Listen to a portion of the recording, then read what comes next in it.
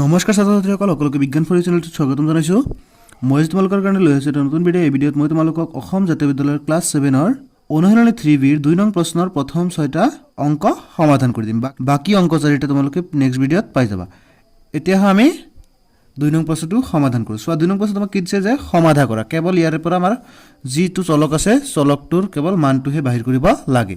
চোৱা যেনে প্ৰথম 2ৰ প্ৰথম প্ৰশ্ন তোমাক কি দিছে 2 whole into x plus 5 equal to 12 ইয়াৰ পৰা আমাৰ কি x ৰ মানটো বাহিৰ কৰিব লাগে। চোৱা পোন প্ৰথমে আমি কি কৰিম 2 ৰ লগত x ক পূৰণ কৰিম। চোৱা এনেকৈ থাকিলে তোমালোকে কি কৰিবা 2 ৰ লগত প্ৰথমে x ক কৰিবা, পিছত 5 ক কৰিবা। মানে বান্ধনীৰ আগত যেটো সংখ্যা থাকে সেই সংখ্যাটোৰ বান্ধনীৰ ভিতৰত যিমান কেইটা ৰাখি থাকিব গোটেই কেইটাকে তোমালোকে কি কৰিব লাগিব পূৰণ কৰিব লাগিব। চোৱা 2 এৰে আমি পোন প্ৰথমে x ক যেতিয়া পূৰণ কৰিম মানে 2 into x মানে কি 2x আহিব। আকৌ 2 ৰ লগত যেটো তুমি 5 ক পূৰণ কৰিবা। চোৱা ইয়াতেও যোগ আছে ইয়াতেও যোগ আছে, গতিকে যোগ আহিব। 2 ৰ লগত 5 পূৰণ কৰিলে কিমান আহিব 10 আহিব। ঠিক তেনেদৰে এফালে কিমান আছে 12 আছে। চোৱা পোন প্ৰথমতে আমাৰ লাগি কি মান x ৰ মান, গতিকে 10ক আমি কি কৰিম বাওঁফালৰ পৰা সোঁফাল লৈ দিম। গতিকে কি থাকিব 2x equal to 12। চোৱা এফালে প্লাছ 10 আছিল, এফালে কি মাইনাছ 10 হ'ব। গতিকে আমাৰ কি আহিল 2x equal to 12ৰ পৰা কি 10 গ'লে আমাৰ কিমান থাকিব 2 থাকিব।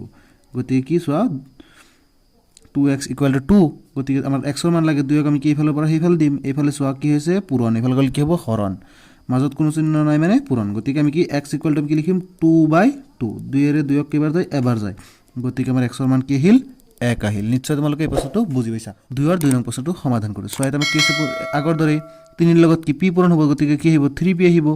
আকৌ 3 ৰ লগত যেতিয়া 3 পূৰণ হ'ব 9 আহিব। 6 ৰ লগত মাইনাছ হয়, গতিকে মাইনাছ দিব লাগিব। 3 গুণ কি 9 সমান 24। সপোন আমি কি 9 ক হেফাল দিম, এফালে কি 3p থাকিব সমান 24 আগৰ পৰা আছিল, এফালে বিয়োগ গুণ আছিল, এফালে কি যোগ 9 হ'ব।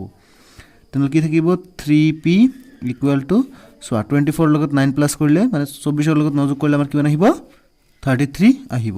চোৱা আমাৰ এইফালে 3 কি পূৰণ হৈছে, এফালে কি হৰণ হ'ব। গতিকে আমি লিখিম p ইকুৱেল টু 33/3। 3 ৰে চোৱা 3 ৰ মাজত এবাৰ 3 ৰ মাজত এবাৰ, গতিকে কি 11 আহিল। গতিকে p ৰ মান আহিল কিমান 11। এতিয়া আমি ইয়াৰ পৰৱৰ্তী প্ৰশ্নটো সমাধান কৰোঁ। সো এটা কিছে আগৰ দৰে সেম টু সেম -7 ৰ লগত কি দুটা পূৰণ কৰিম। প্ৰথমতে চোৱা -7 ৰ লগত x ক পূৰণ কৰিলে -7x, -7 ৰ লগত -2 পূৰণ কৰিলে মাইনাছ প্লাছ হৈ যাব। 7 2 গুণ কিমান আহিব 14 আহিব। এফালে কিমান আছে 14 আছে। চোৱা এফালে প্লাছ এফালে কি মাইনাছ, গতিকে কি লিখিব আমি -7x equal to 14 -14।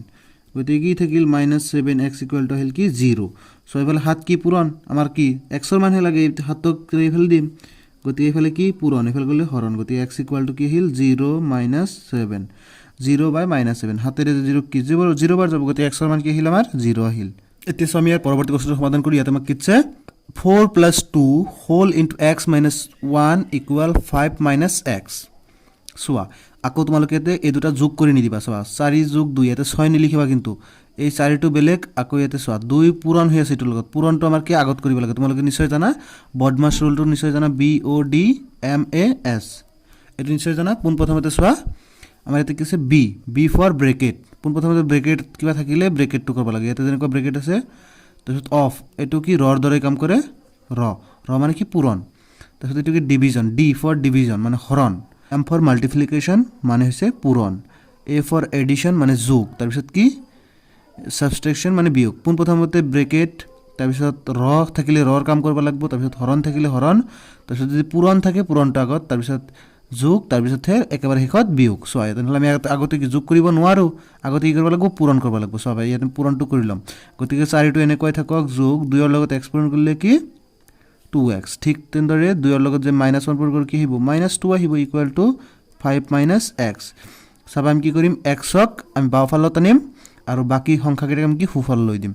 গতিকে আমি কি লিখিম 2x, এফালে কি -x আছিল, এফালে কি হ'ব +x হ'ব। 5 আগতে আছিল 5টো থাকক। এফালে চোৱা +4 এফালে গ'লে কি হ'ব -4, -2 এফালে গ'লে কি হ'ব +2। নিশ্চয় বুজি পাইছা। তাহলে ইয়াত আমি কি চোৱা 2x ৰ লগত x যোগ কৰিলে কি হ'ব 3x আহিব। মানে দুটা x ৰ লগত এটা x যোগ কৰিলে কি 3টা x হ'ল। চাবা ইয়াতে চোৱা আমাৰ প্লাছ কিমান আছে 5 আৰু 2 কিমান 7, 7ৰ পৰা কি 4 বিয়োগ কৰিব লাগে। চোৱা তেনেহ'লে আমি কি লিখিব পাৰোঁ 3x equal to 7ৰ পৰা 4 বিয়োগ কৰিলে কিমান আহে 3 আহে। চোৱা এইফালে 3 পূৰণ, এইফালে গ'ল কি হৰণ, গতিকে আমি লিখিম x equal to 3/3। 3 কি এবাৰ, গতিকে আমাৰ x ৰ মান কি আহিল 1 আহিল। নিশ্চয় তোমালোকে এইটো বুজি পাইছা। এতিয়া আমি ইয়াৰ পৰৱৰ্তী বস্তুটো সমাধান কৰোঁ। চাবা এটা তোমাক কিছে 3 whole into 2x plus 3 equal to 2 whole into x minus 7 plus 2 so আপোন প্ৰথমতে এটো সমাধান কৰি লও 3 ৰ লগত যদি আমি এই বাকসটো পূৰণ কৰিম এন্দৰে কইতে 3 2 গুণ 6x 3 3 গুণ 9 সমান 2 ৰ লগত এক্সপোনেন্ট কৰিলে কি 2x আহিব ঠিক তেনদৰে 2 ৰ লগত মাইনাস এক্সপোনেন্ট কৰিলে মাইনাস কিমান আহিব 14 আহিব প্লাস এ মাইনাস কি হৈ যায় মাইনাস হৈ যায় এতে কিমান আছে যোগ 2 আছে সো আমি x ক কাম কি এক ফালে লম আৰু সংখ্যা কেটা আমি এক ফালে লম গতিকে এতে কি লিখৰো 6x এফালে কি প্লাস 2x আছিল এফালে কি হ'ব মাইনাস 2x আহিব গতিকে কি আছে মাইনাস 14 আৰু 2 আগৰ পৰে আছে আৰু 9 টু কাফেলা আনি লও সো এফালে প্লাস আছিল এফালে মাইনাস দিলো গতিকে 6x ৰ পৰা 2x গলে কি আহিব 4x আহিব মানে 6টা x ৰ পৰা 2টা x বিয়োগ কৰিলে কিমানটা আহে 4টা x আহে সমান সো টোটাল মাইনাস কিমান আছে আমি প্ৰথমে লিখি লও সো মাইনাস এটা আছে 14 ইয়াত আছে 9 14 আৰু 9 তেনহলে মাইনাস আৰু মাইনাস টু কি মাইনাস চিহ্ন দি এই দুটাক যোগ কৰি লও 14 আৰু 9 কিমান হ'ব 23